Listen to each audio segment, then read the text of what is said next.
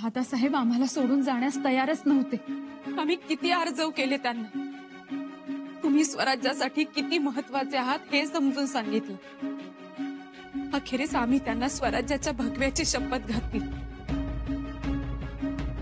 तेव्हा तयार झाले दादासाहेब।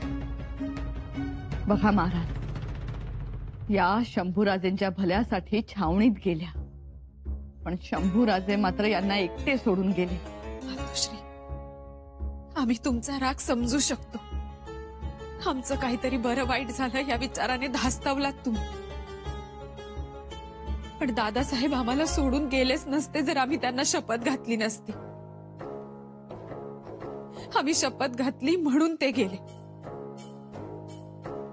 बघा ना मातोश्री, वहिनीचा आथणीत आल्या तेव्हा केवढी चांगली संधी होती दादासाहेबांना निघून येण्याची, पण केवळ त्यांची राडू अख्खा छावणीत मागे राहिल्यात म्हणून ते छावणीत परत आले आमच्या काळजीपोटी। त्यांनी जर स्वतःची हिफाजत पाहिली असती तर ते छावणीतून कधीच बाहेर पडू शकले असते, पण त्यांनी तसं नाही केलं। प्राणापलीकडे त्यांनी आमची काळजी घेतली। खरंच असा भाऊराया आम्हाला भेटला याचा गर्व वाटतोय आम्हाला।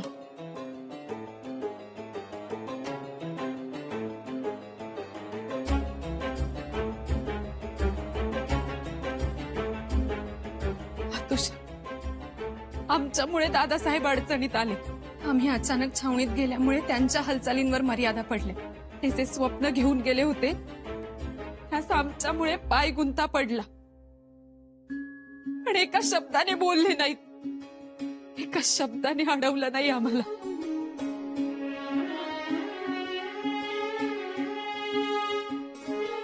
आज बरोबर 11 महिने झाले। आमचे दादासाहेबच आमच्यासाठी वडील, तेच आमचे मूल आणि तीच आमची आई।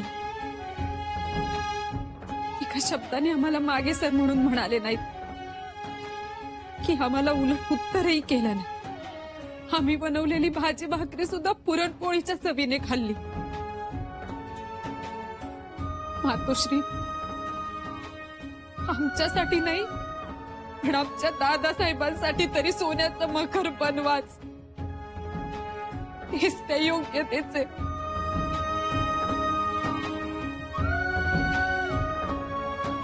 राणूबाई,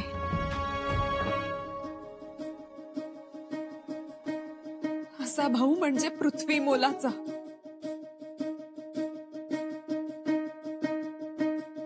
आबासाहेब, आम्हाला आमच्या दादासाहेबांना बघायचं आहे। तुम्हालाच काय, मलाही त्यांना बघायचं आहे।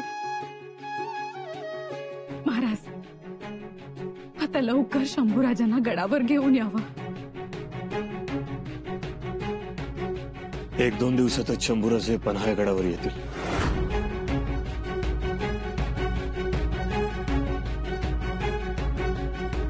आम्ही निघतो। एवढी घाई कशाला जाण्याची?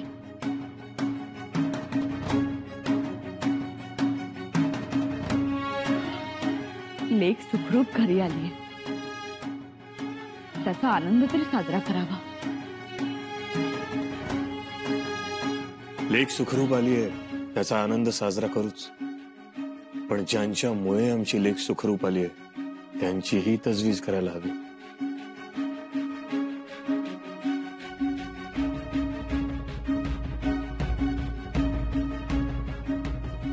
राणूबाई, तुम्ही दमला असाल, विश्रांती घ्या।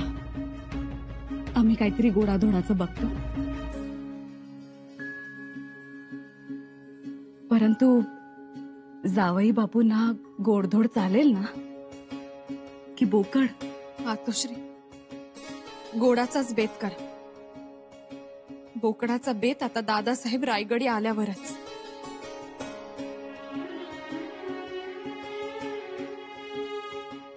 आम्ही काय आमच्या बायकोच्या आज्ञेत,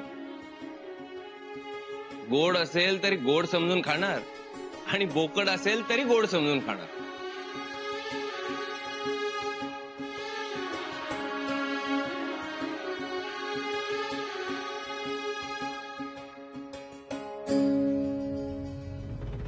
युवराज युवराज युवराज मामासाहेब काय झालं? काय नाही, आता आम्ही साखरे घेऊन आलोय. घ्या. मामासाहेब काय झालंय काय? अव आपल्या रानवई एकदम सुखरूप आहे ती. काय? पण मामासाहेब, अक्कासाहेब बेशुद्ध पडल्या, त्यांचा मेणा दस्त झाला. मेहनत दस झाला, त्यात पांढऱ्याची म्हातारी होती.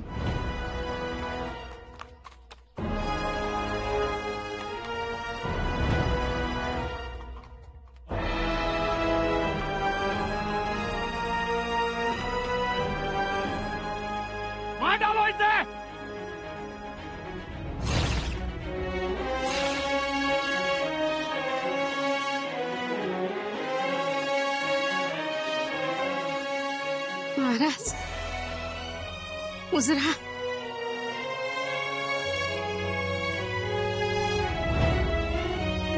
पांढरेंच्या आईनं स्वराज्यावरची निष्ठा दाखवून दिली मामासाहेब. पण मग अक्कासाहेब बेशुद्ध पडण्याचं कारण? धावत त्या बेसूत पडल्या, कारण धावत पडत रायगड गाठावा लागला. तशा त्या कणकर आहे ती, पर अशा दगदगीचा सराव असावा लागतोय. मामासाहेब आई जगदंबाच पावली, तिची कृपा मोठी. घ्या घ्या, तुम्ही तोंड गोड करा. पुरं पुरं पुरं. बर, खबरी बरोबर महाराजांचा निरोप बी आलाय.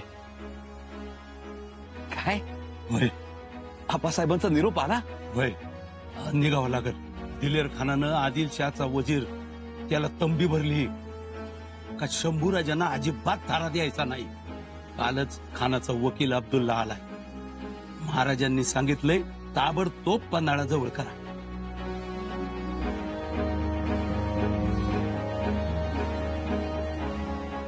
पन्हाळा?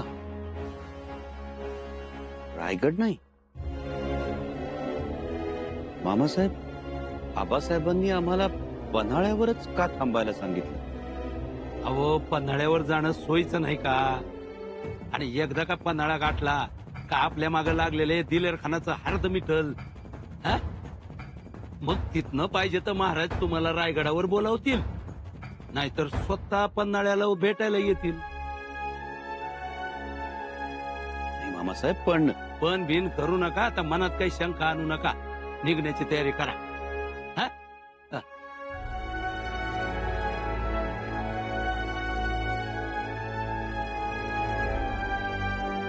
पन्हाळा. चिटणीस एक खलिता लिहायचा दिलेर खानाला. जी, हा खलिता कृतज्ञतेचा असेल. आमच्या युवराजांना, शंभूराजांना तुमच्या छावणीतून सुखरूप येऊ दिलं म्हणून. पण दिलेर खान तर विरोधात होता. ही गोष्ट आपल्याला ठाऊक. औरंगजेबाला कुठे ठाऊक आहे? पण ते औरंगजेबास कसं ठाऊक होणार? आपला खलिता जो आपण लिहिणार दिलेर खानाला, पण हाती लागणार औरंगजेब बादशाहच्या. ते काम नंतर. आम्हाला याची याद करून द्या. दुसरी गोष्ट, हिरोजी फर्जंद यांना तातडीनं भेटायला सांगा, शंभूराजे पन्हाळगडावर पोहोचण्या अगोदर. जी, स्वार पाठवतो खलिता घेऊन. पाठवा.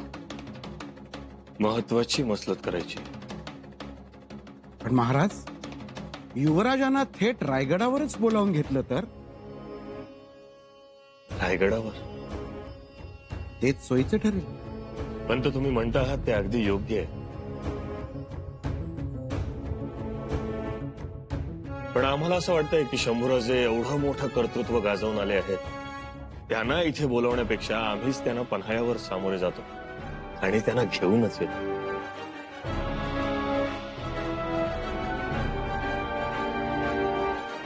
काय सुरनीस? हो हो, जे आपण ठरवाल ते. पाहिलं, सुरनिसांचाही दुजोर आहे. पाठवा खलिता. जी.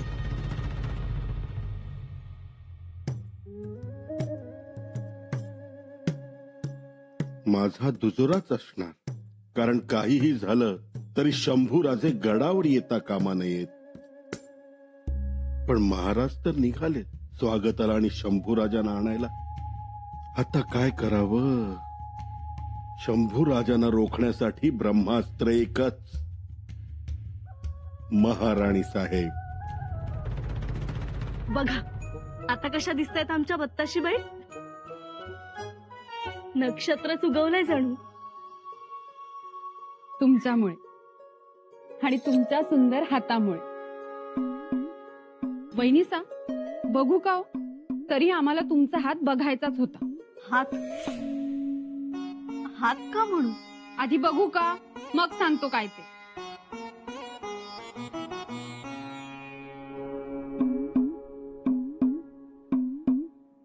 वहिनीसा, ही रेषा पाहिली का? एवढी ठळक आहे. तरीच आम्ही म्हंटल, तुमच्यावर एवढं प्रेम करणारा माणूस कसं काय भेटलं तुम्हाला? आमचे दादासाहेब हो. काहीतरीच काय. अहो खरंच, त्याशिवाय हे शक्यच नाही. बत्ताशीबाई, तुम्हाला काय माहित हो तळहातावरच्या रेषांचं? इथे तळहातात वाघनख बघण्यात जन्म गेलाय तुमचा. आम्हाला काय सांगताय तळहातावरच्या रेषांचं? वहिनीसा, गंमत केली आम्ही तुमची. पण एक गोष्ट खरी आहे, तुमचे पतिराज तुमच्यावर खूप खूप खूप प्रेम करतात. म्हणून म्हंटल बघावं तरी आमच्या वहिनीसांच्या तळहातावरच्या रेषा, चिन्ह. एवढं प्रेम करणारा माणूस मिळण्यासाठी काय काय असावं लागतं हातावर? बत्ताशीबाई,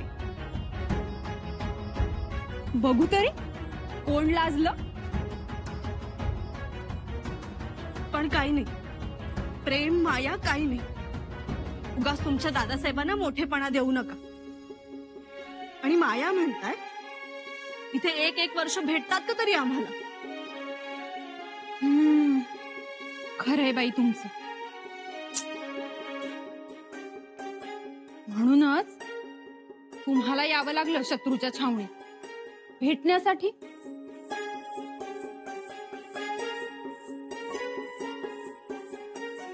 आम्ही आम्ही आम्ही ते सोडवायला गेलो होतो. असं आपलं म्हणायचं. खरं कारण गाठभेट हेच आहे. बत्ताशीबाई, काय हो, आम्ही खरंच सोडवायला आलो होतो. एकट्यांनाच नाही हो. आणि काय हो, माणसाने किती द्वाड असावं. नवऱ्याला भेटलात आणि आम्हाला? आम्ही काय चावलो असतो तुम्हाला? तसं नाही बत्ताशीबाई.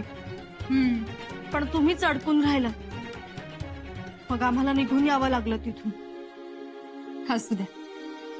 पण एक, दादासाहेबांचा खूप जीव आहे तुमच्यावर.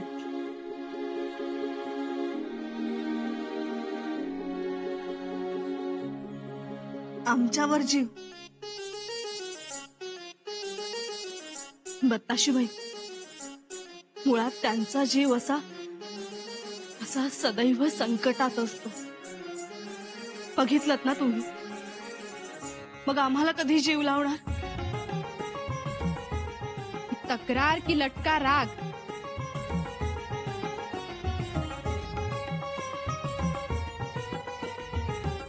लटका रागच असावा. वहिनीसा, खरं सांगू, त्या दिलेर खानाच्या छावणीत आम्ही शिवसिंहाचा छावा बघितला. आणि त्याचबरोबर आपल्या पत्नीच्या आठवणीत व्याकुळ झालेला पती पाहिला. आणि आपल्या लेकीला भेटण्यासाठी आसुसलेला पिता.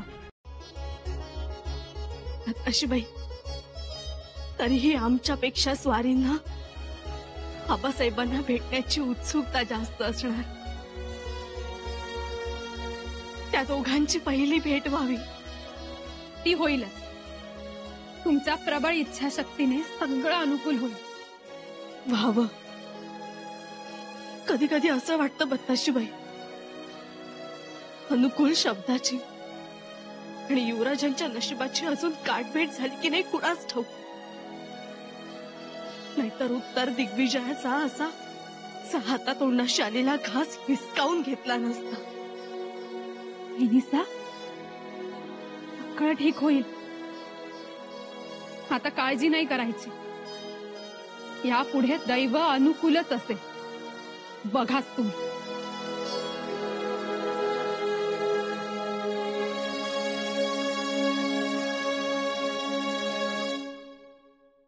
खरं सांगायचं तरी अनाजी पंतानं हात टेकले. गडावर 7 महाल, 7ही महालात दैवयोग कसा उड्या मारत मारत फिरतो, सगळ्यांचं कल्याण करतो, तथाच तू म्हणतो. पण या दैवाला आमच्या महाराणी साहेबांच्या महालाचा रस्ता काही सापडत नाही. पंत, जरा स्पष्टच बोला. स्पष्ट काय बोलायचंय? सगळं लख्ख आहे. बघायचं ठरवलं तर आंधळ्या माणसालाही सगळं काही दिसेल. म्हणजे असं की परिस्थिती राजाराम राजे युवराज होण्याची. दैव तिकडे उड्या मारत अवतीभवतीनं दिसत होतं. सगळ्या गोष्टी अनुकूल. म्हणजे शंभूराजे रुसले काय, मोगलांना जाऊन मिळाले काय, मोगलांच्या हाती राणू अक्का सापडल्या काय, सगळे मनासारखे झाले. म्हणजे आता युवराज म्हणून एकमेव बाळराजेच. अशी परिस्थिती असताना असे उलटे पडले. म्हणजे आता बाळराजे युवराज होण्याची सुतराम कल्पनाही शक्य नाही. कारण शंभूराजे गडावर येत आहेत.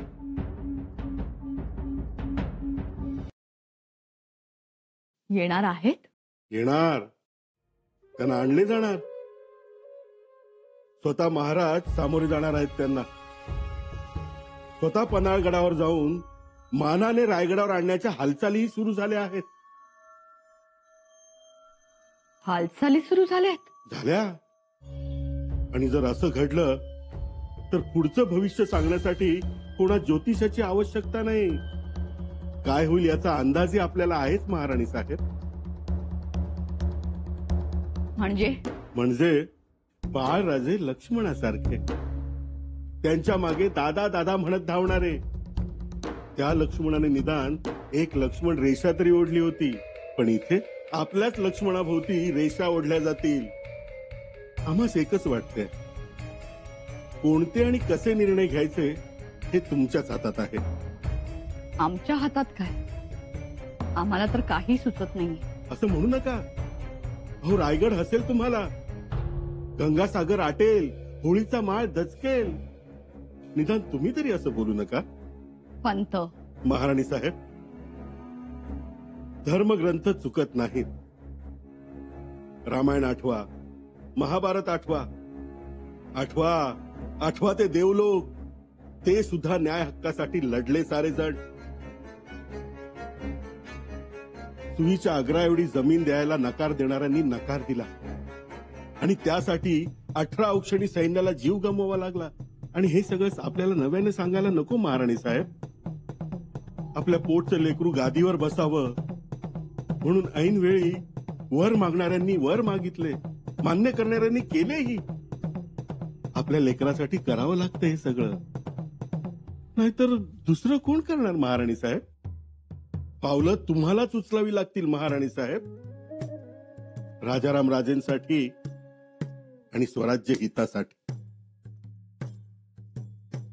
यातून स्वराज्य हित कसं साध्य होईल? राजाराम राजांचा शांत स्वभाव हा भावी राजा होण्याचा आहे. त्यामुळे माणसात माणूस राहील. कारभारी सेवेत आनंदात राहतील. राज्य वाढेल, महाराजांनाही आनंद होईल. पण ही उग्र प्रकृती काय कामाची? आता तुम्ही तुमचा पवित्रा सोडा, जगदंबा व्हा. पण त्यामुळे काय होईल? महाराजांना रोखता येईल. आणि महाराजांना रोखले की ते पन्हाळगडावर जाणार नाहीत. आणि ते पन्हाळगडावर नाही गेले म्हणजे शंभू राजांचा गैरसमज होणार. ते अजून 6 महिने लांबवू. म्हणजे शंभूराजे चिडतील. आणि शंभूराजे चिडले की रागाच्या भरात हमखास चूक करतील आणि आपले काम साधेल.